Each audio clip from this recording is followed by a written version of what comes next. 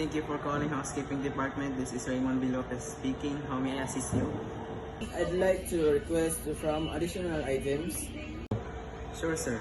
But before I get your request, may I know your name and room number, sir? My name is Jim Cruz and my room number is 101. Thank you, sir.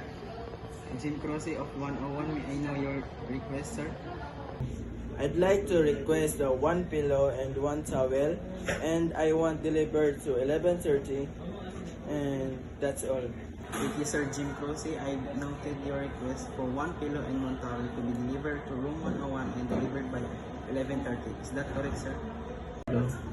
Yes, Allow me to repeat your request, sir. sure.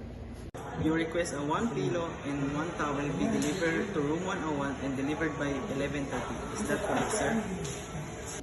Yes, that's all. Thank you. You're welcome. Have a pleasant day and goodbye.